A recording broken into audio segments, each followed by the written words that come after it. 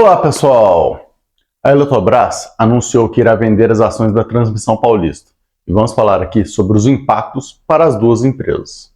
Outro ponto importante é a inflação nos Estados Unidos, sem deixar de lado o IPCA aqui do Brasil.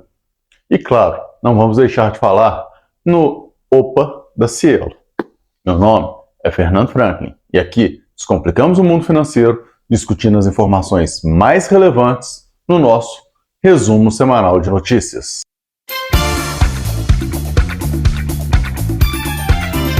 Então vamos lá, começando pelas notícias internacionais. Lá nos Estados Unidos, o CPI caiu 0,1% em junho, então desacelerou para 3% em 12 meses. A meta é 2%, hein? Vamos lembrar disso. Mas isso tudo foi abaixo das estimativas, que era de uma alta de 0,1% e que no acumulado de 12 meses ficasse em 3,1%.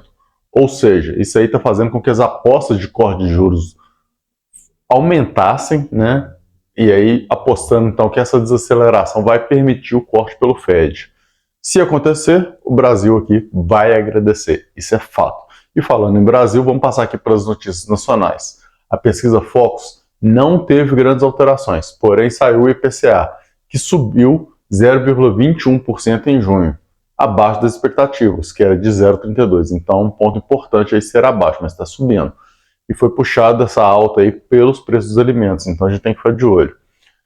No acumulado de 12 meses está 4,23%. Porém, essa semana a gente teve aumento de preços de combustíveis pela Petrobras. Isso aí já foi repassado para os postos de gasolina, porque eles fazem isso imediatamente. Então as expectativas de inflação deram uma aumentada aí. Vamos ficar de olho, porque isso pode pesar um pouquinho também. Por outro lado, a gente tem o fechamento do Ibovespa na semana com uma alta de 2,08% a 128.897 pontos. Todo esse cenário que eu já comecei a falar, principalmente aí da questão da inflação, né, levou essa alta da semana, fazendo com que no ano a queda agora seja de 3,94%. Mas a gente tem outros pontos importantes para a gente destacar aqui, que a gente vai, de fato, relevante aí de mercado, que eu gostaria de trazer. Primeiro, né, vamos começar falando aí da reforma tributária, que foi aprovada a primeira lei complementar na Câmara, né? Vai ter outras leis complementares que serão necessárias, mas foi aprovada a primeira lei complementar, e só na Câmara, ainda tem que ir para o Senado, do Senado tem que ir para a sanção presidencial, deve voltar para a Câmara, talvez com alguma alteração no Senado, normalmente acontece esse tipo de coisa, mas o grande ponto é que isso aí tira o risco do radar. Quem quiser entender um pouquinho mais, eu fiz um vídeo exclusivo sobre isso, que vou deixar aqui no final desse vídeo para vocês. Então, e também na descrição, fica mais fácil aí para quem quiser. Pode ir lá ver esse vídeo da reforma tributária, tem bastante detalhes para vocês pensarem lá em relação a isso, né?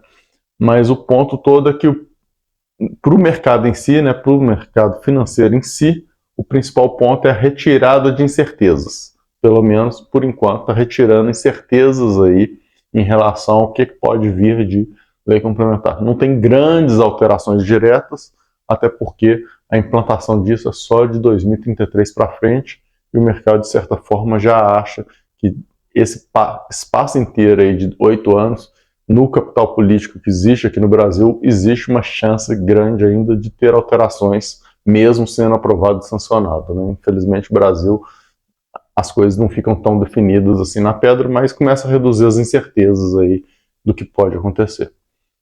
Passando aí para outro fato importante, foi a Eletrobras que lançou a oferta da venda de ações da Transmissão Paulista. Ela irá vender entre 60 milhões e até 130 milhões de ações, então preferenciais, ou seja, aí da TRPL 4. Tem que entender aí que a Eletrobras ela tem aí hoje cerca de 52,48%. Se ela vender tudo, vai cair para 20%, tá? 20,05%.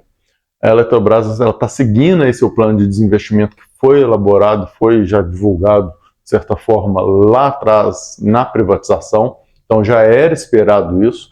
Inclusive a venda dessas ações já tinha sido falada há muito tempo atrás, agora efetivamente comunicado, né, que está acontecendo com os prazos, com tudo.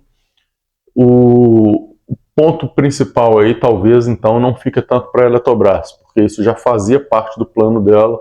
O que fica mais é para a TRPL4, que tem um lado ruim, porque vai aumentar ali nesse primeiro momento a oferta, então o preço acaba caindo, mas a gente tem um lado positivo que vai aumentar, que pode vir a aumentar, né, o free float da empresa, e consequentemente aumentando esse free float da empresa, se isso acontecer efetivamente, se não vender, se não ficar consolidado em poucos compradores aí também, se isso acontecer, a gente pode ter um aumento de liquidez, aí o aumento de liquidez é positivo.